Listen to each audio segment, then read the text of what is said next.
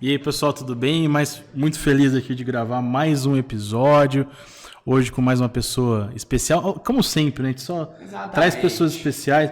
Vai falar um Se abrir o nosso pouquinho, canal, vai ser coisa boa, certeza. um pouquinho de tudo aqui. De tudo. Culinária, ensino, né? Você vai falar duas coisas muito opostas aqui, de culinária e de medicina veterinária também. Vamos para apresentar. Como assim, né? Vamos tentar entender um pouco isso aqui. É isso aí. Antes de apresentar ela, antes de passar para ela que é formada em medicina veterinária, fez um mestrado na área de reprodução animal, a área onde exerce a disciplina, né? Ela é professora também na Unifeob do curso, já trabalhou em grandes empresas relacionadas à reprodução animal também, pelo que eu vi. Tem sua própria empresa relacionada à assessoria, tanto na reprodução quanto em projetos voltados à pecuária.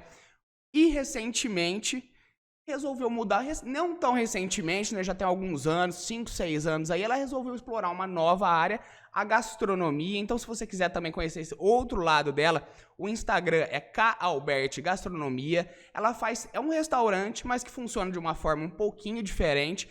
São 3 tipos de serviço, né? Ela tem tanto a entrega e retirada, onde vocês vão até lá, ou ela vai até vocês com a comida. Ela realiza eventos, cozinha, né, na sua própria casa ou lugar que você tiver. Então ela vai até o local e cozinha. E o terceiro serviço é onde ela leva esse evento já pronto lá para você. São essas 3 opções. A gente vai falar de tudo. Vamos falar de medicina veterinária e de gastronomia, um pouquinho diferente, mas vamos lá. Karina Albert, seja muito bem-vinda e muito obrigado pela Obrigada, presença. meninos. É uma honra estar aqui falando com vocês e me sentir muito feliz e lisonjeada pelo convite. Bora conversar um pouco do que essa chega? mistura de gastronomia e veterinária, né? Como é que a gente Exato. chegou até aí? Sim, antes de começar o nosso papo certinho, só falar as coisas que a gente precisa falar. O Give Talks é uma realização da produtora Jaguari, da Hello Mark e da Octa Soluções. O nosso estúdio e a nossa produção estão disponíveis caso você queira produzir o seu próprio podcast. E a gente está aberto a apoiadores. Caso você tenha interesse, entre em contato. Bom, vamos começar, Karina. Você seguiu uma profissão aí que muitas vezes a infância, a juventude é que dita, né? Que é a medicina veterinária. Eu queria saber como é que era a Karina na infância, se ela tinha uma relação com animais, o que levou ela a fazer, de fato, medicina veterinária. Começou tudo na infância, né? Como a maioria das pessoas, a infância marca muito. O meu pai sempre foi pecuarista, então nascida e criada na roça.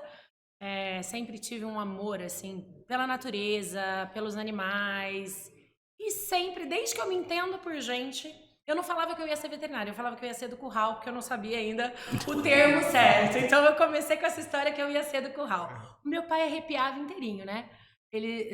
Nós somos uma família de 4 irmãos, eu sou a única menina, então veio a mais nova, veio a princesinha, para encantar todo mundo ali, mas eu não tinha muito esse perfil de princesa que eles esperavam.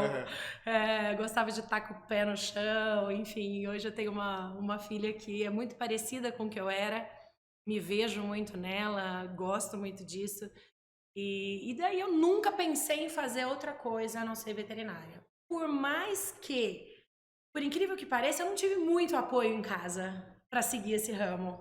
Esse receio, talvez. Receio da mulher, né? Eu sempre quis ir para a área de grandes animais, então meu pai tinha muito receio. Poxa, você vai sofrer, você vai trabalhar no campo, você vai enfrentar muito preconceito. Então ele sempre tentou, nesse tempo, me mostrar outras opções que não a veterinária. Mas não teve muito jeito, eu bati firme nisso. Sou super feliz com a profissão. Apesar de hoje ter 2 profissões tão diferentes, né? Mas é uma longa história de onde chegou a gastronomia. Vai chegar nela também. Karina, você tocou num ponto legal que eu não tinha pensado, que era esse receio do seu pai em relação a possíveis preconceitos, coisas que você sofreria nessa área. E chegou a acontecer coisas do tipo? Como é que foi? Olha, existe esse preconceito. Um pouquinho mais pra frente?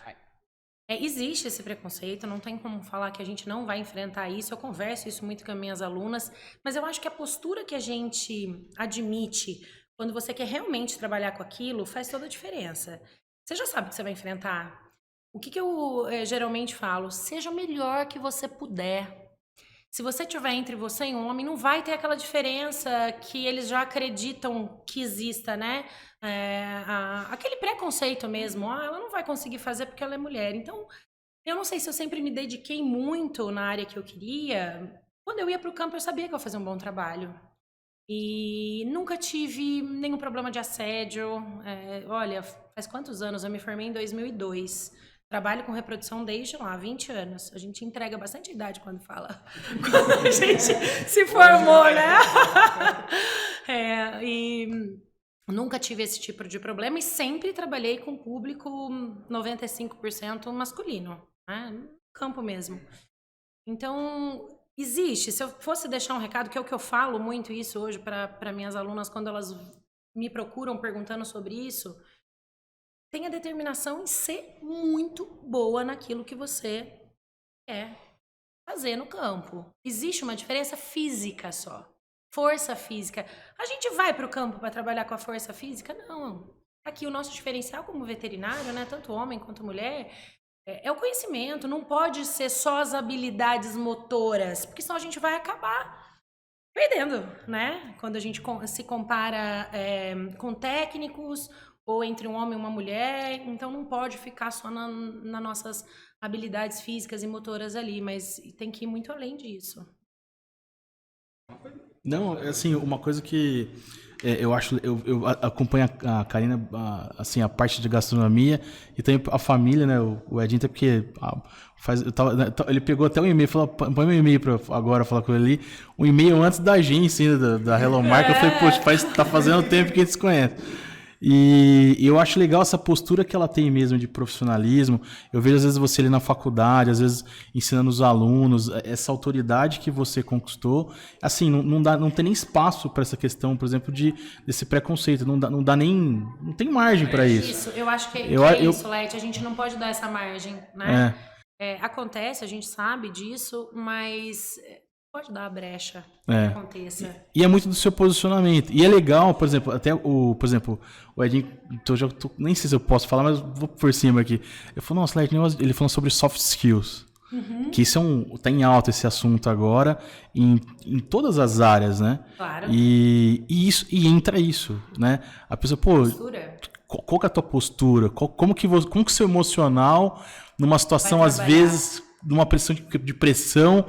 E isso é uma coisa que às vezes a gente não aprende na universidade. Mas é óbvio que com profissionais como você, professores que têm toda essa experiência, conseguem passar um pouquinho disso. Mas assim, eu tô feliz de estar aqui falando sobre esse... Eu gosto de trazer mulheres em questão de profissão, porque quebra um pouco esse paradigma. Sabe? Eu acho legal isso que você falou, para puxar um assunto ainda voltar um pouquinho relacionado à sua infância. Você falou que você, pelo visto, era bem do mato, assim, né? Gostava de... Eu queria saber o quanto isso te ajudou nessa questão até de...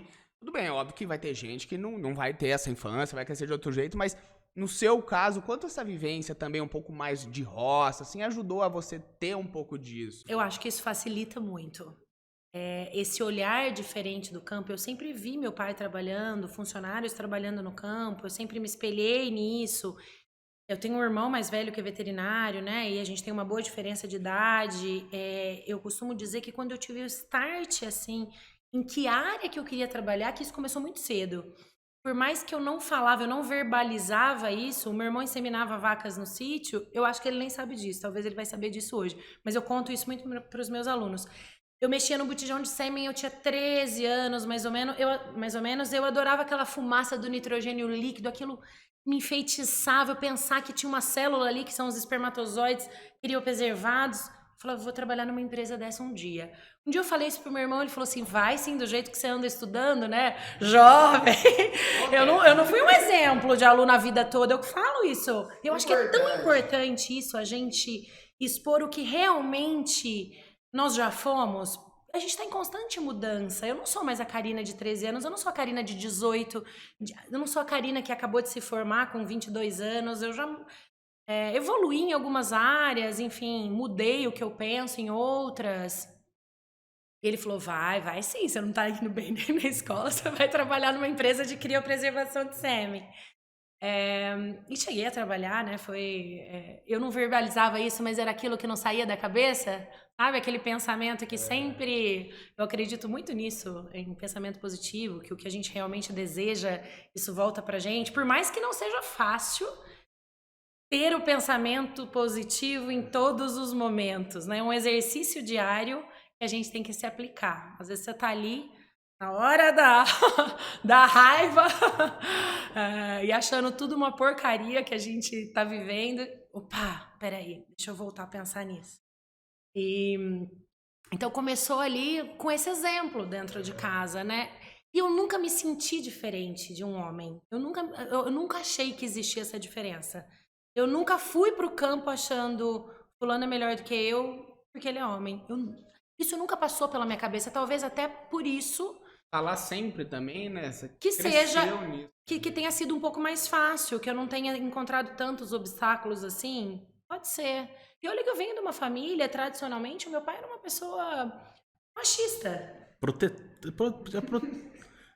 Muito protetora, mas com uma veia machista. E ele talvez não tinha recursos, mas, né? ó, Não é recriminando de maneira alguma. Eu vou defender um pouquinho ele. Imagina, 4 marmanjos nasce uma menina. Ele não sabia nem lidar com aquela situação. Exato, Imagina, ele teve 4 crianças. Beleza, menino, né? Agora e agora? E como sabe é que é? que eu acho que ele tinha essa dúvida? Que ao mesmo tempo que ele queria me proteger dessa maneira, eu acredito que a força que eu via que eu poderia ser o que eu quisesse vinha dele. Eu posso ser o que eu quiser, inclusive igual a ele. Eu nunca vi essa diferença. Não, isso que você falou é muito mais de momentos também, criações. Eu falo Claro. que o machismo, assim, ele influencia em diversas questões, até numa criação de um menino, obviamente, Claro. né? As cobranças. Eu falo que são nossos pais, o seu irmão e meu pai também que são um da pouco mais mesma... próximos. E eles têm um pouco desse jeito, assim, sabe? Essa maneira, esse receio também. Foram outras épocas. A gente não pode pensar imaginar ou querer que as pessoas pensassem como a gente agora, né? Outros tempos. Exato. Outra formação que a gente tinha, inclusive na escola, né? Sim, completamente. Eu queria agora, dando continuidade, depois da faculdade você foi fazer, eu não sei se foi exatamente depois, você pode até me corrigir, mas o mestrado justamente nisso que você falou, que foi relacionado justamente reprodução nisso. animal. E eu vi que, eu não sabe, me corrijo também, assim, que você chegou a desenvolver nesse mestrado um novo diluinte, eu não sei se é... Diluidor. Isso. Realmente foram coisas bem práticas ali. Eu gostaria que você falasse. Às vezes a gente passa pelo mestrado aqui como uma coisa, mas no seu caso eu acho bem interessante a gente falar sobre ele, como é que foi a escolha também pela área mais específica. Eu fiz faculdade aqui na FEOB e eu já sabia que eu queria trabalhar com reprodução animal desde que eu entrei na faculdade, com grandes animais. Quando eu estava no 3º ano, eu já comecei a buscar alguns estágios relacionados na área. Primeiro e 2º ano, eu curti muito a faculdade, de verdade, como quase todo mundo. No final do 2º ano, eu acho que eu estou fazendo a faculdade que eu quero. Eu estou na hora de me identificar. Eu falo que a gente tem algumas viradas de chavinha durante a nossa vida, né? Uma delas foi essa, do 2º para o 3º ano de faculdade, onde eu tive um start de, daqui a pouco eu sou gente grande de verdade. O que eu quero para minha vida? Não é reprodução? Bora lá, eu tenho que correr atrás disso. Legal festar, gosto de festar até hoje, enfim. Mas foi a primeira noção que eu me lembre de virar uma chave diferente dentro de mim. E comecei a buscar. Eu sabia que um centro que eu tinha de referência em andrologia é onde a gente estuda tudo da parte do macho, né? Que é onde eu sou especialista, na Unesp de Botucatu. E comecei uma busca por estágio lá. Tive algumas dificuldades, sim, de conseguir entrar por estar vindo de uma escola particular. Eu tive 4 vezes a minha carta negada. Falo isso muito para os meus alunos, né? Da gente, às vezes, ter essa determinação de não desistir no primeiro impasse. Eu entrei em outra área lá na clínica para conseguir uma ambientação e talvez aí, né, conseguir o estágio na reprodução. Consegui, fiz um bom estágio lá e depois eu prestei a residência. Então o marco antes do mestrado aí foi ter entrado na residência em reprodução. Fiz um ano de residência depois que eu me formei E aí eu já vinculei, na sequência, o mestrado com o professor Frederico Zanampapa. Para mim, né, ele foi meu orientador, é como se fosse um segundo pai, assim, na vida, uma pessoa que me ensinou muito, que me norteou muito, e eu perdi meu pai nesse meio. E aí eu acho que foi a segunda grande virada de chavinha que eu tive na vida. Foi quando eu perdi meu pai, eu estava começando aí o mestrado. Eu descobri que ele estava doente, eu tinha acabado de entrar na residência. E ele pediu para que a minha família escondesse de mim por algum tempo. Era a primeira vez que eu saía de casa. Eu tinha feito faculdade aqui, né? Me formei com 21 e já fui para lá. E um dia de surpresa, eu adoro fazer uma presepada, de chegar de surpresa, montar festa de surpresa. Cheguei num dia de surpresa aqui e acabei pegando ele hospitalizado, enfim, e descobrindo que ele estava passando por um processo difícil. Ele viveu mais um ano depois disso. E ele me pediu que não desistisse, que não viesse embora para ficar naquele ano com ele. Foi uma decisão, talvez a decisão mais difícil que eu já tomei na vida, ficar lá e ir atrás do grande sonho que eu tinha, que era ficar na Unesp e seguir essa carreira dentro da reprodução. Eu vim embora e talvez ficar os últimos tempos perto dele. Decidi por ficar lá atendendo um pedido dele, mas que no fundo eu também queria correr atrás desse sonho. E foi, eu acho que o divisor de águas, assim, para mim, na minha profissão, ter passado por esses 4 anos. Eu fiquei em Botucatu, 1 ano de residência, mais 3 de mestrado. Foi muito bacana. Comecei a trabalhar com criopreservação de sêmen bovino na área que lá com 13 anos eu comecei a imaginar que um dia... Como é que foi isso? Como é que foi até o seu sentimento ali de conseguir, sabe? Tipo, como é que foi isso? Falar um pouquinho também desse período nessa empresa, o que ela fazia mais especificamente, falar desse momento.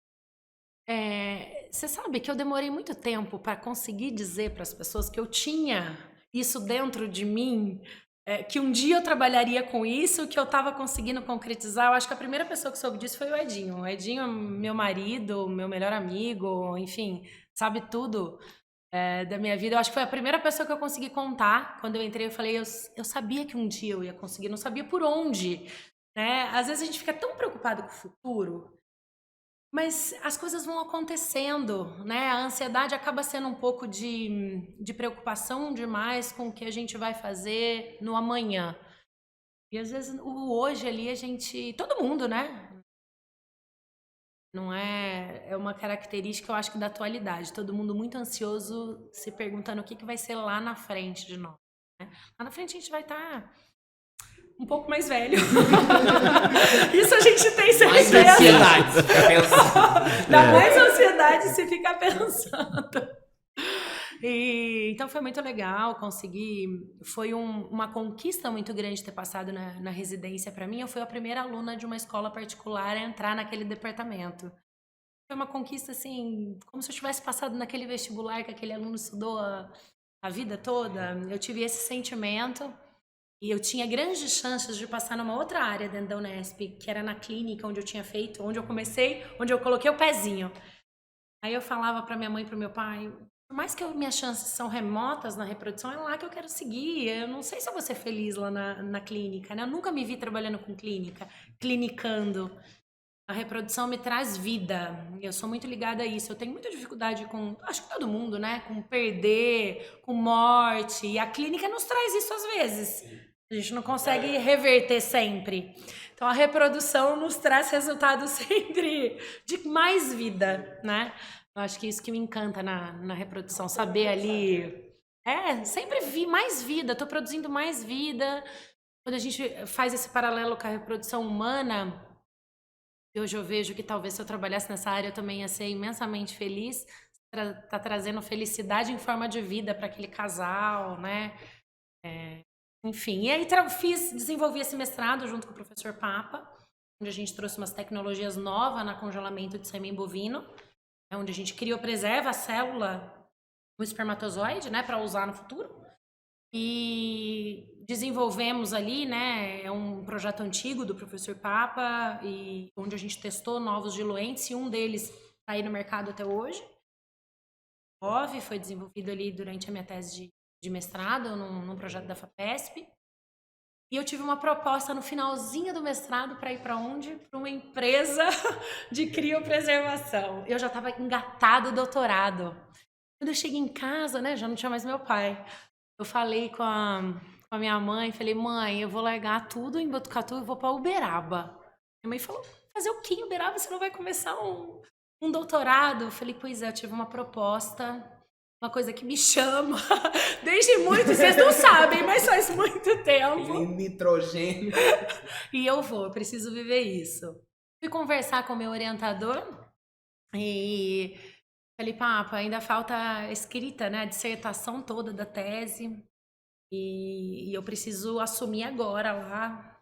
Ele falou, Karina, vai, escreve a tese à distância, não tem problema, volta para defender. Falei, eu vou fazer um teste, professor, e eu volto para fazer o doutorado. Ele foi muito bacana, ele sempre foi muito enérgico, mas ele foi muito bacana ali naquele momento comigo. Ele falou, vai viver isso.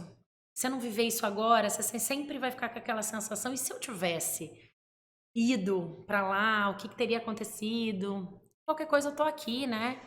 Mas eu acho que você não volta mais. Uma vez que tá no campo, você não vai voltar mais a estudar. E aí fui para Uberaba. Estive numa empresa antes da Alta Genetics, que é uma multinacional que produz sêmen de ovinos, né? Eu fui para uma empresa de caprinos e ovinos. Fiquei ali durante 1 ano. No final desse 1 ano de trabalho, eu já migrei para a Alta, onde eu e o Edinho trabalhamos juntos por 7 anos. Ali que você conheceu o Edinho, então? Ou não? Nada. Antes? Conheci o Edinho aqui na faculdade. Ih. O Edinho era bicho. O Edinho era 2 anos antes que eu na faculdade. Então eu fui embora para... E o Edinho é de Botucatu. Todo mundo falava, você procurou Botucatu porque a família do Edinho é de lá? Não tem nada a ver, Tem na nada verdade. a ver. Nada a ver. Mas ele era de Botucatu. Coincidências do destino, né? Coincidências que não dá pra acreditar, Não dá pra né? acreditar. Não dá pra acreditar. E quando eu tava saindo do mestrado, o Edinho tava começando o mestrado dele. Eu fui pra Uberaba sozinha. Olha, gente, tinha alguma coisa que me chamava tanto pra ir pra Uberaba, que eu peguei uma Montana que eu tinha na época e coloquei... Essa é uma passagem engraçada que eu gosto de falar, que o que acontece com as expectativas que a gente cria e o quanto que a gente tem que tomar cuidado com isso. Quando eu fui contratada, o cara no telefone, né, esse antigo patrão meu, me prometeu um lugar para morar na fazenda. Eu não fui até lá conhecer. Eu tinha tanto isso na minha cabeça que eu queria trabalhar numa empresa algum dia da minha vida com criopreservação de sêmen, que quando ele me contratou, eu não cheguei lá conhecer. Foi pelo telefone, aceitei a proposta. Ele falou, Karina, tem lugar para você morar na fazenda, fica tranquila, você não precisa trazer nada, é a sua mala. O que eu imaginei na minha cabeça? Fechando o olho assim, gente, aquela casinha simples de fazenda, mas com uma varanda para eu colocar uma rede no final da tarde, tomar um tereré, ouvir os passarinhos. Quando eu cheguei lá, gente, não tinha nada disso. Era um bloco, uma casa assim, dividida em 4. Imagina, só de bloco, não tinha nem, como fala, Janela. massa corrida, Ah, tá. nada. Ele é Brasilite e era dividido em 4 quartos. 3 quartos eram os peões da fazenda, o outro é meu. Aí eu conto isso muito para os meus alunos, para eles tomarem cuidado com as expectativas que a gente cria. Porque ele não falou do passarinho, ele não falou da varanda, ele não falou da rede. Falou Quem que é teu criou lugar. foi isso. Foi eu. Ele só me falou que tinha um lugar para eu morar. Esse lugar era aquela casa dividida em 4, né? E eu saí daqui com essa Montana e eu falei pro Edinho na hora de eu acho que eu vou levar minha cama. Vai que chega lá, um colchão meio estranho. Coloquei uma cama box em cima da Montana. Tomei uma chuva na viagem, não tava lonada nem nada. Chegando lá, a hora que eu cheguei, não tinha nem cama no lugar. Enfim, são coisas que a gente passa, mas que só traz experiência, né? E foi muito legal, fiquei 1 ano nesse lugar antes de ir pra Alta. Quando eu ainda estava lá, o Edinho teve um convite para trabalhar na Alta Genetics, para montar um projeto de caprinos e ovinos, era o que eu estava trabalhando no momento. Ele montou todo o projeto da central e teve uma vaga para congelar sêmen. E eu tô falando um pouquinho longe, né? Não, mas tá bom. E aí fomos, eu e mais 2 veterinários, fizemos a prova ali, né? Depois veio um pessoal de fora, avaliou aquele sêmen. Eu acabei sendo convidada para trabalhar lá. Então, coincidentemente, nós fomos trabalhar na mesma empresa Em Uberaba. Mas Eu acredito em destino. Mas vocês não estavam juntos nessa época? Juntos, namorando. Namorando. Ele ficou em Botucatu, eu fui embora sozinha para Uberaba. Surgiu uma vaga para um projeto de caprinos e ovinos, ele foi primeiro para Alta. Aí a gente morava junto já em Uberaba e depois fomos para a mesma empresa. Era para ficar junto. Era para ficar junto. Eu queria voltar para uma coisa que, assim, como você dá aula e você tocou no assunto, só queria voltar, antes da gente continuar, que eu acho importante. Você falou dessa questão, você até frisou, mas eu queria até pedir uma dica para quem está acompanhando. Você fala, poxa, na questão na residência que você teve dificuldade, né? Eu tive, na época, para entrar na... Que você falou que você teve... Que você fez o estágio, né? Que normalmente você precisa ter um histórico, ou pelo menos uma carta de indicação, enfim. E você foi recusado, parece que foi 4 vezes, sem assistir e tal. O que você recomenda? Porque pessoas às vezes não tem condições de partir para ou não consegue numa federal, sei lá, alguma coisa assim, vai para uma particular, mas ele almeja ter uma carreira legal, tal. O que você recomenda? Mas o que você fez? Eu sei que você insistiu ali, que você fez várias vezes, mas o que mais você pode falar para pessoas, um aluno que está passando uma situação parecida e que está buscando, mas eu achei legal que você falou assim, por mais que seja algo remoto, em algum momento você falou algo nesse sentido, e tem que insistir, mas me fala, eu queria explorar um pouquinho esse assunto. Laerte, eu acho que na época, né, já fazem 20 anos que se passou isso. Esse preconceito que a gente tinha de escola particular, eu acho que caiu por água, né? O ensino que a gente tem hoje na FEOB, até inclusive quando eu cursei também era tão bom quanto, mas existia esse preconceito, hoje não existe mais isso. Então, eles já têm uma vantagem sobre isso. Eles já não vão passar por isso quando eles pleitearem um estágio. Quando eu penso hoje, o que eu deixaria de dica para eles terem um diferencial, para eles acabarem sendo aceitos em programas de estágio, de residência tem uma prova, né? Você precisa ter o conhecimento acima de qualquer coisa. Mas vamos voltar no estágio, que é onde eu tive a primeira dificuldade. Eu acho que a palavra relacionamento é mais forte do que qualquer outra coisa hoje. Sabe, de novo, pensando naquelas habilidades não só técnicas... Se você não tiver isso desenvolvido hoje, você vai enfrentar essa dificuldade muito maior do que uma nota num currículo, uma experiência, uma habilidade técnica. Eu não tenho problema nenhum em pegar uma pessoa para estagiar comigo que não tem experiência naquela área, mas como ela se relaciona e ela se comporta dentro de um grupo, dentro de uma equipe, conta muito mais. Então, se eu posso deixar uma dica, né, e eu repito isso muito para os meus alunos, é relacionamento. A sua rede de relacionamentos, como você tem a sua postura dentro de onde você vai trabalhar, eu acho que te abre portas. Lógico que o conhecimento é importante. Não, sim, óbvio. Né? A gente não está deixando isso de lado. Mas hoje, eu pensando com toda certeza, a postura e relacionamento que você tem vai te levar mais longe.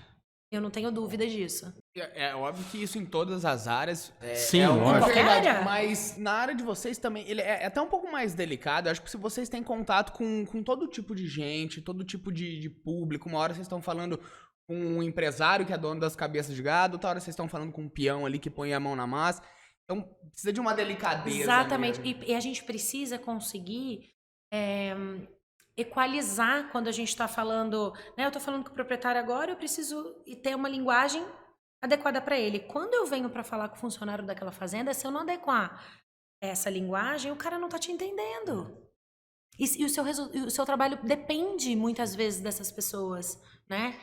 E além da gente adequar essa linguagem, o que você pode oferecer a mais para aquele funcionário da fazenda, para que ele ajude no seu trabalho? Eu não estou falando de oferecer dinheiro, eu estou falando de oferecer seu tempo, de oferecer o seu conhecimento. Eu acho que essa troca, né, esse olhar para o outro, faz uma grande diferença. Quando eu falei de relacionamento ali, é muito mais isso que eu enxergo. Eu te falei que todo mundo tem algumas viradas de chavinha na vida. A segunda que eu tive quando eu perdi meu pai, eu entendi realmente o que significa perder o outro. Era como se um pedaço meu tivesse ido embora ali. E eu entendi o que outra pessoa significava para mim. Parece tão básico isso. Lógico que você sabe o que significa seu filho. Em algum momento você sente isso. E eu comecei a enxergar todas as pessoas à minha volta de uma maneira diferente. Então, se eu tenho uma paixão por dar aula hoje, é por poder ajudar em alguma forma aqueles alunos. Não para ir ali despejar um monte de conhecimento meu. Eu acho que o ensino mudou tanto. Antes a gente subia em cima de um... Como chama aquilo? Púlpito, sei lá. Púlpito, né? É. Para quê? Para já dar a impressão que o professor é maior Tá. do que os alunos, né? Hoje a gente hoje acabou isso, a gente fala de igual para igual, né? Mesmo porque é mútuo o aprendizado ali. Eu tive uma aula uma vez, até pegando esse gancho aqui, acho que eu já citei algumas vezes já, que ele era professor da UniBH, fala em BH, quando você tem BH. Ele escreveu um livro, chama Ensinar Verbo Transitivo. Ele foi inspirado, eu não lembro que livro que inspirou, acho que foi, não sei se é Drummond, chama Amar Verbo Intransitivo. Você pode amar e não ser correspondido. O ensino não é assim, o ensino é uma via de mão dupla. Ele falou assim, aquele professor que fala assim, eu ensinei, mas eles não aprenderam. Pô, se eles não aprenderam logo, você não ensinou. Exatamente. Alguma coisa tem que ser resolvida. E eu acho que essa troca que você tá dentro da universidade também é um relacionamento dentro do trabalho, que você falou. Quando você vai pegar uma pessoa mais simples, aquela troca, você se adaptar com a cultura dela, fazer aquela troca, aprender com ela, porque com certeza por mais que seja um peão simples, mas ele tem muita habilidade.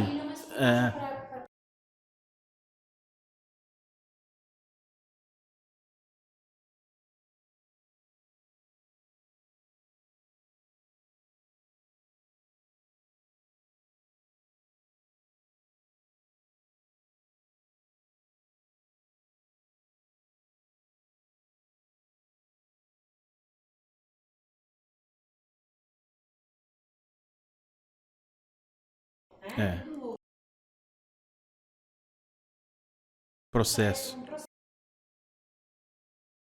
Agora, voltando Vamos lá, volta lá. na nossa cronologia. Então você ficou. Aí você foi pra alta, né? Quanto tempo que você ficou lá? 7 anos eu fiquei na alta. 7 anos. Foi depois que você resolveu abrir o próprio negócio? Foi logo depois? Como que Quando foi eu entrei isso aí? na alta, eu tive uma proposta ou para trabalhar como uma prestadora de serviço, onde eu ia ter um tempo para continuar trabalhando. Poucas pessoas congelavam sêmen de caprinos e ovinos na época. Então aconteceu um boom, a gente tem que aproveitar isso, né? Quando a gente tem esses altos na vida, surfa ali naquela onda, depois se abaixar não tem problema, daqui a pouco vem outra de novo. Eu acho que a gente tem que enxergar dessa forma, né? E eu tive esse momento na vida, então eu ia para todos os lugares congelar sêmen de carneiro aqui no Brasil, ia para o Nordeste, ia para Rio de Janeiro. Quando eles me fizeram essa proposta, eu falei, ótimo, porque assim, eu não fico registrada ali, eu não preciso ficar fixa e eu consigo continuar trabalhando. Foi daí que a gente abriu a Pécora Assessoria Pecuária, né? O Edinho, ele trabalhava fixo na alta e eu conseguia permear e fazer esses outros trabalhos. Foi ótimo. Eu era muito jovem, eu só não mensurei que se um dia eu fosse mãe, eu ia enfrentar minha primeira dificuldade aí em saber em que caminho tomar. E foi o que aconteceu. Eu acabei ficando grávida do meu primeiro filho, do Bento. E a empresa me chamou, eu estava com 7 meses de gravidez. Ela falou, e aí? Eu não estava nem pensando nisso, gente. Olha como parece tão óbvio, né? Como a gente é inocente. Eu vou tirar a licença maternidade. Qual licença maternidade? Você não era registrada lá. E eles me perguntaram, o que você está pensando em fazer? E eu respondi numa boa. Ficar 4 meses, né? Cuidando da criança e depois... Vou pensar e voltar, não sei se vocês dão 6 meses ou 4. E aí o pessoal da RH falou, você não tem direito à licença maternidade. Não tem nada de errado nisso, né? Foi um acordo que eu fiz. Eu é que tava novamente com expectativas erradas, né? E aí a gente entrou no acordo, eles não tinham quem colocar no meu lugar para congelar o sêmen dos animais. E eu falei que se eles me ficariam 1 mês ali sem ninguém, e com 1 mês eu voltaria, desde que eles abrissem uma exceção para eu levar meu filho para o trabalho. Então, o Bento me acompanha no laboratório, eu tenho fotos deles com 2 meses olhando no microscópio, assim, eu falo que Nossa. ele analisa Bento já sêmen tem melhor. carreira também, o Bento. Igual o seu irmão te influenciou lá atrás, que ele nem sabe. Mas... Pois é. Olha lá, você tá Pois é, influenciando... eu não sei se Já eu tá com influenciei ou tudo. se eu traumatizei, né? Só o futuro vai dizer. A primeira papinha dele foi no curral. Então, vamos ver para que Mas, rumo ó, ele vai. mas, ó, eu acompanho, assim, vocês, eu vejo o carinho que eles têm, tipo, pro animal, cavalo, e por, sabe, fazendo as coisas. Eu vejo eles indo pro confinamento e eles ficam felizes. Meu, eu acho fantástico. Então, Eles ficam muito eles- contentes. Eu costumo tentar, né, Laerte? É tão difícil educar filho, né? A gente nunca sabe se tá no caminho certo. Eu acho que isso é uma dúvida de todos os pais, não tem como. Mas deles entenderem, porque eu e o Edinho trabalhamos muito, mas entenderem o quanto o trabalho é importante, o quanto enobrece, que não é só uma necessidade para não ficar, poxa, então por que eu não nasci rico igual fulano, fulano, fulano? Ou por que porque isso nos completa o pai, completa a mãe, completa a família. Então, acho que eles enxergam dessa forma o trabalho no confinamento do pai. Não, eles participam, que depois a gente fala da comida, que eu já sei que eles... São 2 filhos? São Você 2. tem um menino Hoje eles e estavam um- assim, encantados com essa história de hoje. Palpitando na roupa, onde já se viu, tá calor, vai colocar essa blusa. Sobre o que você vai falar? Do tipo, da gastronomia ou da veterinária? Vamos falar dos dois. Ai, mamãe, eu falei, a mamãe nem sabe. A hora que chegar lá que a gente vai ver. E como é que eles são relacionados a, por exemplo, como você era, assim, de ser uma menina um pouco mais da roça ali? Eles são muito Iguaizinho. parecidos. Muito, muito parecidos. Porque eu acho que eu acabei... Como eu tenho boas lembranças da minha infância, assim, eu acabo estimulando, né? Então, vamos pra roça, eu deixo ficar descalço, eu deixo brincar na lama, eu deixo ter contato com o animal. Aliás, eu adoro isso, ó. É uma dúvida grande, porque o Edinho mora lá, né? E vem pra cá. Mora nos 2 lugares, vamos dizer assim. E muitas pessoas me perguntam, mas por que você mora aqui? Não mora lá? Ao mesmo tempo, você fala, poxa, uma cidade de 7 mil habitantes, em que escola eles vão estudar? Até quando a gente consegue morar lá? Porque todas as crianças que moram lá, chegam lá, não tem colégio, né? Não tem colegial. Uma certa altura tem que ir para casa de algum parente para estudar. Então é mais por isso, porque quando eu penso na roça, eu tenho vontade de ir na mesma hora. Dando agora continuidade, eu queria saber que momento, se eu não soubesse o que você é, eu obviamente falaria, pelo amor de Deus, ela nasceu pra ser professor. Você parece que sabe, não só o jeito de... Tá dando uma de aula já ensinar, mas como fazer isso, sabe? Você tem uma leveza com o jeito que você fala temas que parecem muito... Parecem não, né? Que são muito complicados. Eu queria saber em que momento que foi que chegou o convite, se foi um convite, se foi você mais que mostrou o interesse, para dar aula, para entrar nesse novo mundo, essa nova profissão. Durante a residência ou mestrado, quando a gente vai para essa área, você já sabe que você está indo para lá ou para se tornar um pesquisador ou para dar aula, né? Geralmente não sai muito disso. Ninguém vai para lá para ganhar uma experiência e ir para o campo, como eu fiz. Mas, então eu fui já com o intuito de pensar em dar aula. Quando a gente assume a residência, a gente dá aula prática no lugar dos professores. Eu estava contando essa semana passada, para uma aluna que estava com muita dificuldade de palpar uma égua, né, de fazer um exame numa égua. Ela estava com medo. E eu contei para ela que quando eu estudei aqui, eu nunca tinha palpado uma égua. E eu cheguei e tive que assumir 30 alunos e dar aquela aula de palpação. E que eu tive aquele mesmo medo dela, que isso é normal, eu também não sabia. Só que numa eu não dormia posição aquela diferente, noite. Né? Então, eu já tive esse contato ali. Quando você vai para o mestrado, você começa a ministrar as aulas teóricas para os professores, né? Lá Na verdade, ali na Unesp, os professores são muito mais pesquisadores, desenvolvendo pesquisas o tempo todo, do que docente dentro de sala de aula. A gente fica, os mestrandos, os doutorandos que acabam fazendo esse trabalho. Eu imaginei que eu ia para um concurso nessa área. Eu não imaginava que aquele desejo de 13 anos tivesse propagado para o universo e que a gente ia ter essa proposta de emprego. Então, eu já imaginava que eu ia dar aula, eu ia fazer o doutorado, pós-doc e depois tentar algum concurso em alguma faculdade federal ou estadual para dar aula. Enfim, os caminhos acabaram mudando um pouco. O meu mestrado, aquela hora você me perguntou um pouco do mestrado, ele foi um mestrado bem prático. Então, eu tive muito trabalho no campo. Eu troquei essa ideia com o meu orientador, eu falei que isso era meu perfil, que eu gosto de trabalhar muito na prática. Então, ele tinha uma parte no campo, uma parte no laboratório. E então foi bem bacana, me deu essa vivência prática muito grande, até por isso que eu tive as propostas para ir para essas empresas, né, essa visibilidade. E perdi o fio da meada. A gente tá... Tá falando por que você escolheu pra dar aula. Queria... Então, quando eu tive o Isso. convite aqui. Acabamos, Isso. não falamos o fim de Uberaba, né? Da onde que voltou São João da Boa Vista Como é que pra foi? nós? Que eu nunca imaginei que eu voltaria pra cá, não tinha a menor pretensão de Foi por voltar causa pra São do João. Bento. Não, o setor em que eu e o Edinho trabalhávamos fechou. Caramba. Então, do auge que nós dois atingimos na carreira, tanto eu quanto ele viajava o mundo inteiro pela empresa, eu viajei França, Holanda, enfim, Bélgica. Da noite pro dia, nós dois perdemos empregos juntos. Eu tava grávida da Catarina e com o Bento com 9 meses no meu colo. Então, foi uma época muito difícil que a gente teve que se reinventar. Toda dificuldade traz crescimento pra gente. É que quando você tá vivendo aquilo, você acha que é o fim do mundo, né? A gente teve bastante dificuldade com isso. A gente voltou pra São João porque eu tive uma proposta de emprego pra ir pra Prudente e ele pra Itapira. Eu tinha um nenê de 9 meses e grávida de uma outra criança. A proposta de Prudente era até melhor, mas eu falei, Edinho, quando eu falar que eu tenho outra criança aqui na barriga, a proposta vai por água abaixo. Ninguém quer contratar uma mãe de uma criança pequena e grávida de outra, que daqui a pouco já vai ter que se afastar, né? Foi daí que surgiu voltar para São João. Foi uma época difícil para nós dois, assim.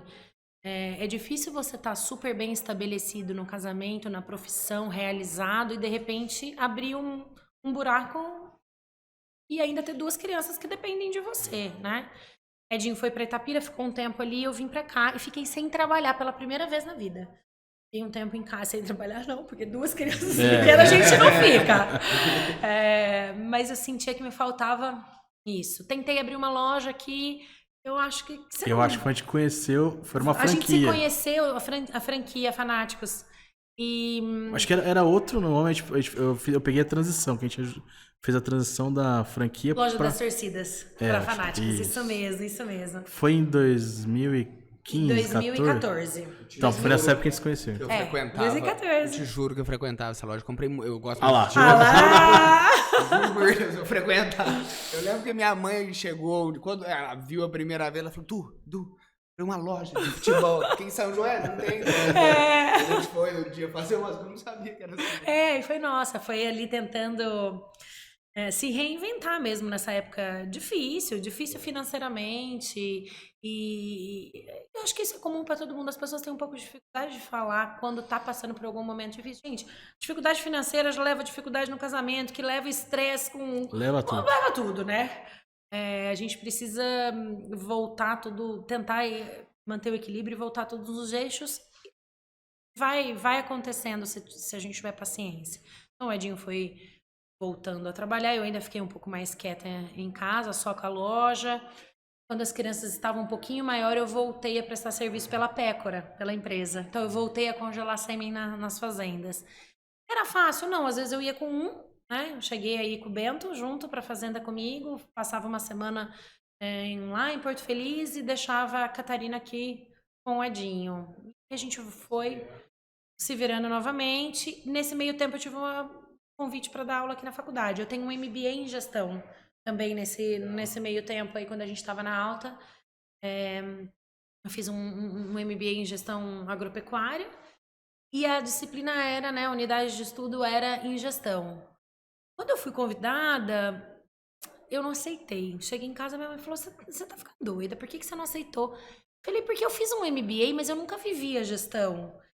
Eu não vou conseguir falar com propriedade para os meus alunos, e eu sei que todo aluno sabe o que o professor sente quando ele tá falando. E eu quero falar de reprodução. Eu tenho uma vida para contar para eles de reprodução. E eu sei que eles vão sentir a diferença. E aí eu fui criticada por um monte de gente. Você é louca, você tá deixando uma oportunidade onde você poderia, né, voltar ali para sua área.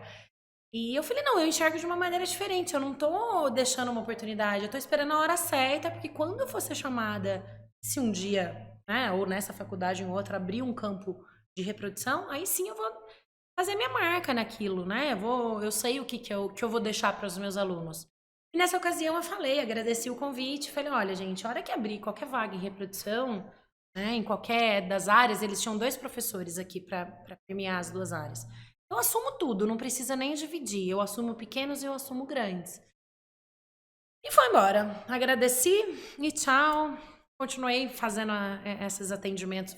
Passei a ter uma frequência maior, né? As crianças já estavam um pouquinho maior. Atendimento a campo de novo. O Edinho começou a trabalhar com a minha família. Tudo voltando ao normal. E 2016 foi onde começou a história da gastronomia. Não sei se eu já posso entrar agora na história da gastronomia. Pode dar uma passada nela agora, depois a gente vai fazer o nosso intervalinho, aí a gente volta nela, Tá. mas afinal eu acho legal. Então, só pra finalizar essa parte, foi assim que chegou o seu convite pra professora? Foi assim. Eu só queria falar uma coisa antes da gente entrar de fato na gastronomia. Eu reparei muito na hora que você tava falando do seu orientador de mestrado, que você tem um carinho muito grande por tudo que ele fez. Eu queria saber o papel que ele tem na Karina professora hoje, o quanto ele influenciou. Fala mais sobre isso. Eu acho que o Papa, ele norteou a minha determinação ali nessa área da andrologia, no quanto eu deveria... Ele norteou meu caminho nisso. Eu não tenho uma postura muito parecida com a dele, talvez em sala de aula, mas não porque eu achei errada dele, porque as nossas vivências são diferentes, né? Eu explico para os meus alunos que eu assustei um pouco quando eu comecei a conviver com ele, porque ele era muito enérgico e tinha algumas reações que a gente ficava um pouco assustado, mas, poxa, o cara foi criado na Alemanha. Né? Ele teve uma escola alemã. O dia que eu cheguei, eu tive uma semana de luto quando meu pai faleceu. O dia que eu cheguei lá, estava péssima, né? Ele bateu nas minhas costas e falou, você já teve as suas férias, agora bora trabalhar. Naquele dia eu não entendi. E tive raiva dele. Não falei, mas eu tive raiva. Falei, mas pensei na minha cabeça, no dia da minha defesa de mestrado eu vou falar isso pra ele. No dia da minha defesa de mestrado, eu dei um abraço nele, foi no ouvido dele, falou, professor, eu sei o que você queria me dizer aquele dia. Você queria dizer, vamos embora trabalhar para passar seu tempo e eu tô aqui para o que você precisar. Você só não sabe falar da mesma forma que eu. E ele chorou, eu chorei, a gente se abraçou, enfim. São outras... A gente não pode esperar do outro a mesma reação, porque a vida não foi igual, né? As experiências não foram as mesmas. E ele me fez enxergar as pessoas de maneira diferente. Poxa, se um dia eu encontrar o Laerte falar de certa maneira comigo, o que será que aconteceu naquele dia com ele? A primeira coisa que eu vou pensar não é, puta, que grosso esse Laerte. O que será que aconteceu naquele dia? Será que ele precisava de alguma coisa que eu pudesse ajudar? Não que a gente consiga essa plenitude o tempo todo, mas é o que eu sempre procuro pensar quando eu vejo alguém com alguma reação que eu não entendo, diferente. Uso isso no trânsito Não, demais. assim, O cara passa... É uma brisa, o cara passa milhão... Minha namorada sempre fica... não sei o que ela espera que eu faça. Que eu grito, alguma coisa. Você vai deixar? Sei lá, vai que aconteceu agora. Desculpa que eu uso também. Vai que aconteceu alguma coisa.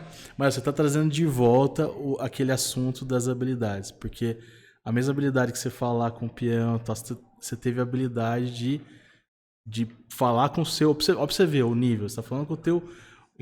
orientador de mestrado, você teve se adaptou, entendeu o que ele estava querendo dizer para você. E pra você ver, você fez até o homem, um alemão chorar.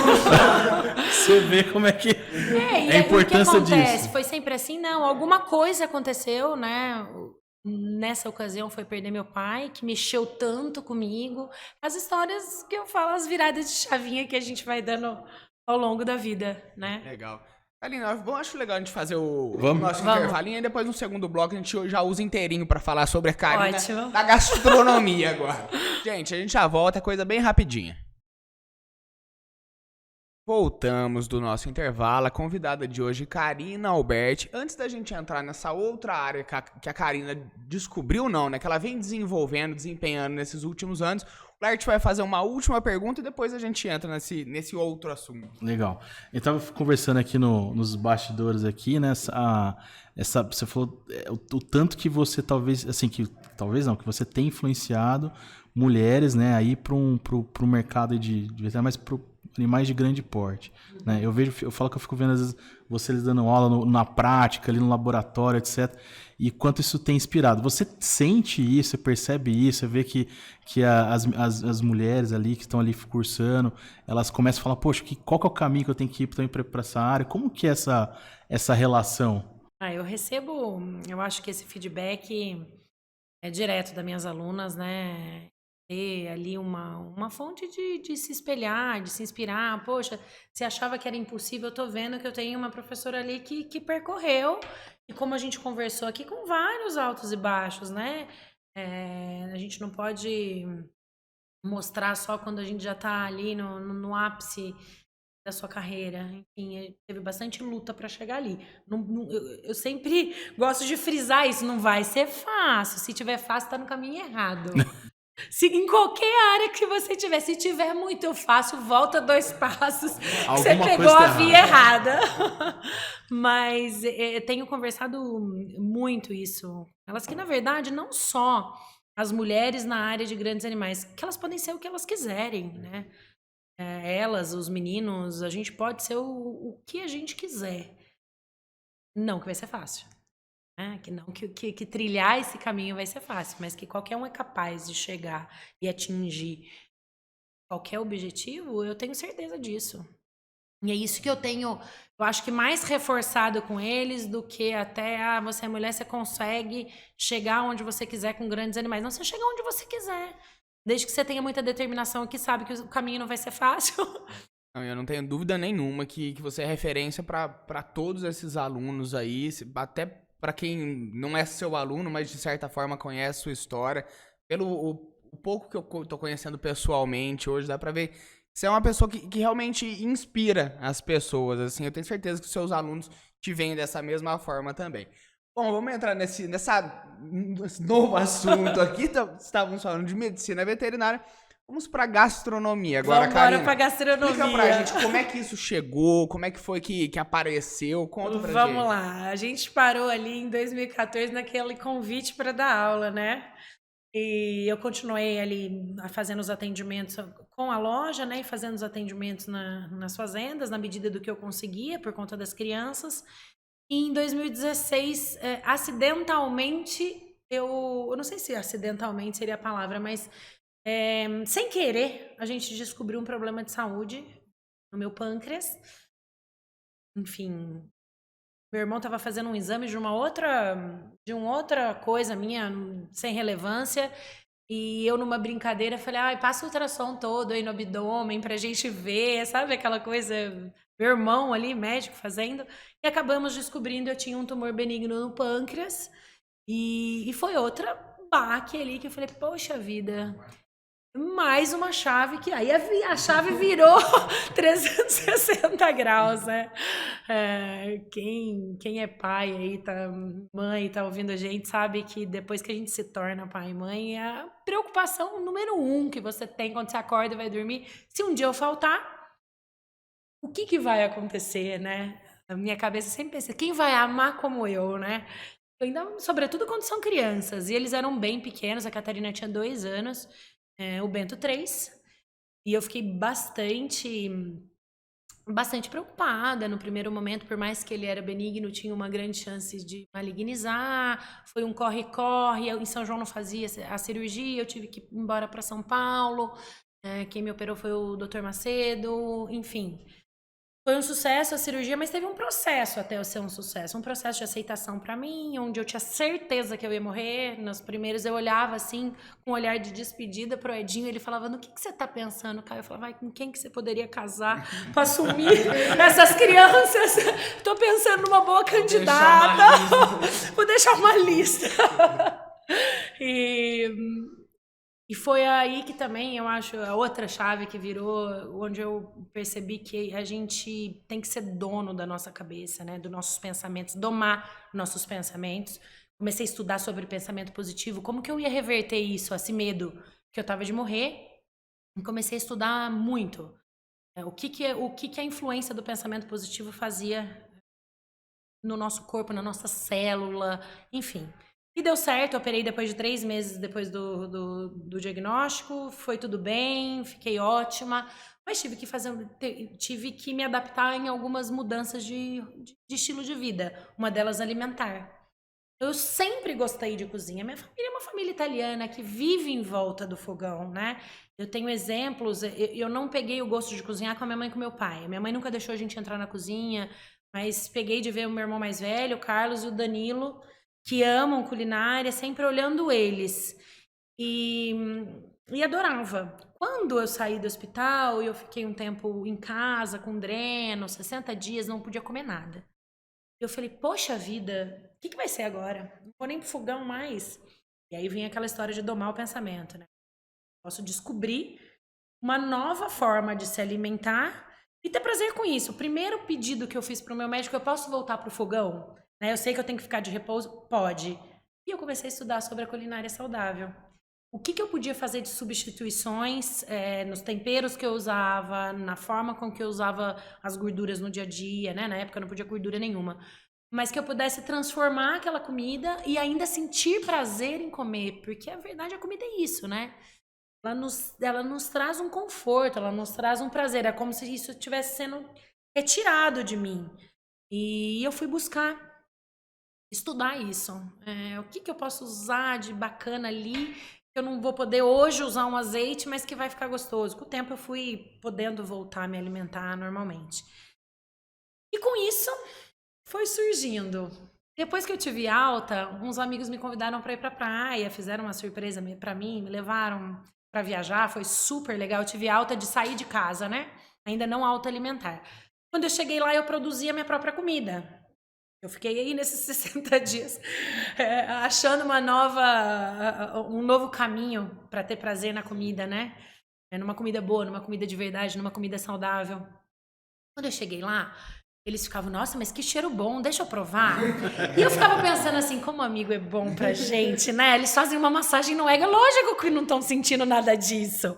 Só estão falando isso pra levantar meu astral, assim eu imaginava. Mas eu dava um pedaço pra eles provarem e tal. Quando a gente voltou pra São João, essas meninas começaram a me ligar, você não faz aquilo pra mim como encomenda? Falei, lá vem a amizade de novo, né? Querem me dar uma ocupação.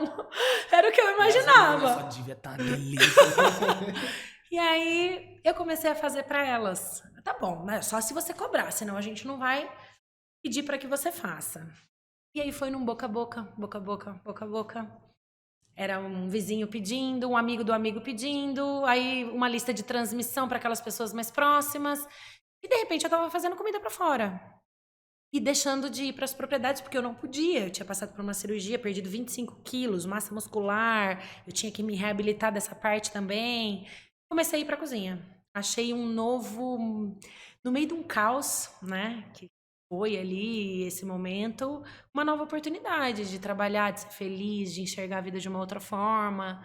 E aí foi nesse boca a boca, e cozinha um pouco mais aqui, um pouco mais ali. E a princípio eu fazia só esses pratos, poucos pratos, como uma pegada de uma alimentação mais saudável, uma comida de verdade, ponto final, era o que eu fazia e entregava.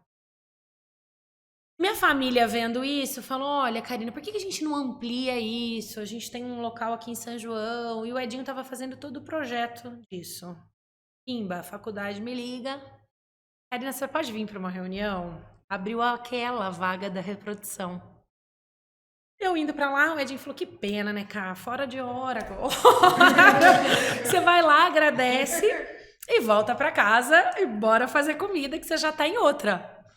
Eu não falei nada, só fiquei pensando, não sei não se vai ser isso que vai acontecer. Cheguei lá, sentei com o Beto e com a Kika, né? A Kika é coordenadora e amiga minha. O Beto é uma pessoa que eu estimo demais também, o reitor da faculdade. E a gente ficou ali numa conversa de umas 3 horas. E ele me falava sobre essa mudança que você conseguia proporcionar na vida do aluno, aquilo entrando dentro de mim. Saí de lá com a proposta aceita. Empregada. Não consegui. Falei, é isso, é essa a diferença na vida das pessoas que eu quero fazer. Aí cheguei, o Edinho me pegou no carro ali. E aí, cara, agradeceu? Eu falei, agradeci. Agradeci, mas eu aceitei. Ele falou, falou, você não tá falando sério? Eu falei, tô. Eu falei, a cadeira inteira de reprodução. Equinos, bovinos, pequenos ruminantes e cachorro. Ele falou, você tá falando sério? Eu falei, seríssimo. Ele falou, e a comida? Eu falei, por 6 meses eu vou tentar as duas coisas. Eu vou ver o que me realiza mais. Em julho, ou eu dou uma resposta pra faculdade, ou eu paro de cozinhar. Isso foi em 2017. Tá até hoje. Tá até hoje, eu não consigo tomar essa decisão. 5 anos depois eu estou igual. Reproduzindo animal e cozinhando. Reproduzindo animal e cozinhando. Então Nossa, a história bem foi legal. essa. Hoje, quando eu conto essa história, toda vez que eu conheço uma turma, esse bate-papo que a gente teve aqui, eu conto para meus alunos. Porque eu acho que o aprendizado é muito mais efetivo quando a pessoa sabe quem está passando as informações para ela. Quem sou eu? Né? Quem é a Karina por trás Se daquelas... identifica também, né? Acho que em algum momento, uma coisa que a gente fala bastante aqui, em algum momento dessa história, ela vai se identificar. alguém vai falar, não, ali sou eu, o outro, em outro momento, ali sou eu, então... Quando a gente não tem medo de expor, que você, assim, eu acredito nisso, expor o que você realmente é, a identificação acontece, né? E todo mundo tem altos e baixos, todo mundo tem dificuldades, tem vitórias, né? A vida de todo mundo é assim. Ninguém é só tragédia ou só coisa boa todo tempo. E aí foi assim que ficou Calbert Gastronomia e a parte da veterinária. Eu tinha o mesmo Instagram. E uma sobrinha minha muito querida, enfim, trabalha com essa parte de propaganda, de marketing, falou, tia, posso te dar um toque? E pode, amor. E eu achando que tá tudo bem. Eu acho que não tá pegando muito bem. Uma hora você tá coletando sêmen, depois aparece um prato. Eu acho assim, o pessoal... no assunto, na hora que ele falou, vamos falar, que era melhor falar antes, depois a gente fala de comida. Parece que assim, pro pessoal do veterinário tá tudo bem. Pro pessoal que não entende quem você é, não tá entendendo nada, tia. Vamos montar um Instagram de culinária? Lá você posta tudo da comida. E você deixa o teu pessoal profissional com a parte de veterinária fechado. E só aceita quem você sabe ali, que sabe da tua história e tal. E foi assim que a gente dividiu e foi profissionalizando mais a parte aí da gastronomia. E agora falar um pouquinho do serviço que a gente comentou lá no início do programa. Como é que tá funcionando? Se o pessoal tiver interesse, como é que faz também para adquirir, né? Como é que funciona? A princípio, eu tenho essa lista de transmissão onde eu mandava semanalmente um menu, responde a lista de transmissão, a entrega acontece, eu pego na minha casa. Não tem porquê, não é que não tem mais a lista, tem a lista. Não, tem, não vou te colocar. Tem a lista ainda, mas ela não acontece semanalmente, porque os eventos começaram a aparecer em maior quantidade agora. Esses jantares personalizados, que eu não fazia no começo, né, que foram acontecendo. Algumas pessoas que às vezes entram na vida da gente, foi um amigo muito querido que falou, Caio, eu quero fazer um evento para 70 homens, pecuaristas aqui de São João, eu acredito em você, eu queria que você fizesse a comida. Eu acho que você não tá entendendo, eu não tenho buffet, né? Eu faço pratos que eu entrego, eu não tenho essa expertise em fazer isso. E ele falou que de uma forma que ele acreditava tanto naquilo, que eu falei, eu vou fazer para você. Até fiz para ele, foi a primeira vez, né? Não foi uma coisa como amizade mesmo, e ele já fez mais 2 ou 3 eventos desses, e aí sim a gente profissionalizou depois disso. E uma outra pessoa que também me pediu muito, um cara que eu gosto muito, já até passou aqui, que é o Vinícius Mascarim, ele me pediu para fazer um jantar, um show cooking ali, onde eu ia cozinhar na frente dos convidados dele, e eu demorei 1 ano e meio para aceitar. Vinícius, eu não sou essa pessoa. Vinícius, eu sou veterinária, bem, você não tá entendendo. Eu não posso fazer isso. E ele continuou insistindo até que eu fui. E aí outros horizontes outras portas vão se abrindo até pra gente enxergar. E aí, sempre tô fazendo esses jantares personalizados. Então a pessoa me liga, olha, vou receber 15 pessoas em casa. O cardápio é todo produzido pensando na história daquela família. Então eu converso um pouco antes, eu faço uma reunião. Olha, o que é o evento? O que vocês gostam de comer? O que você espera desse jantar? E aí eu desenvolvo um jantar, um layout para aquele menu, todo pensado naquele trabalho.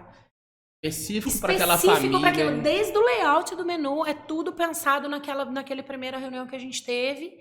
Os pratos, alguns às vezes eu já até tenho no menu, outros são desenvolvidos para aquele jantar. E aí eu vou até lá e faço o evento, aniversário, Bem legal. Fica o convite, né, pro pessoal de casa aí que eu vou fazer.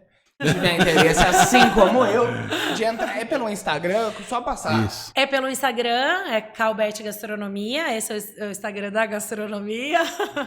E pode entrar em contato comigo ali tem meu telefone também.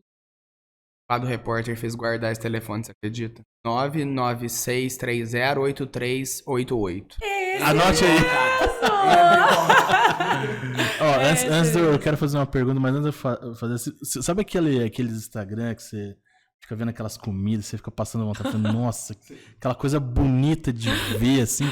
É esse Instagram que você tem que seguir, porque eu falei, eu fico olhando, eu fico assim, maravilhado com as coisas que você faz ali. É fora da que curva. bom, fico contente. É fora da curva. Fico feliz. Agora, uma pergunta que eu quero trazer pra você aqui, porque eu acompanho você, o Edinho e tal. Queria que você faça um pouquinho, nesse final aqui, a gente tá chegando, dessa relação dos seus filhos com a culinária, que eu acho fantástica, e também com o lado também vamos falar assim, da fazenda, dos animais, etc. Como que é? Eu vejo que vocês envolvem muito eles ali na questão, eles são sempre envolvidos ali e tal. Me fala um pouquinho sobre essa relação que eu acho muito interessante. Leti, a maternidade sempre foi uma coisa muito esperada pra mim. Sempre esperei o momento de ser mãe. Foram 2 gestações que a gente não planejou, né? Mas foram muito esperadas, tanto a do Bento quanto a da Cacá. E como a rotina de trabalho sempre foi intensa, né? Falei aqui pra vocês, eu voltei a trabalhar com um mês e o Bento ia junto comigo.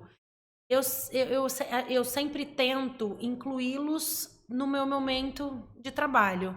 Então, se a gente está passando uns dias na fazenda com o Edinho trabalhando, eles estão por perto para que eles enxerguem o amor que a gente tem no trabalho, não o quanto isso está gerando em valor, né? Não quero que eles tenham essa ideia de ser bem-sucedido.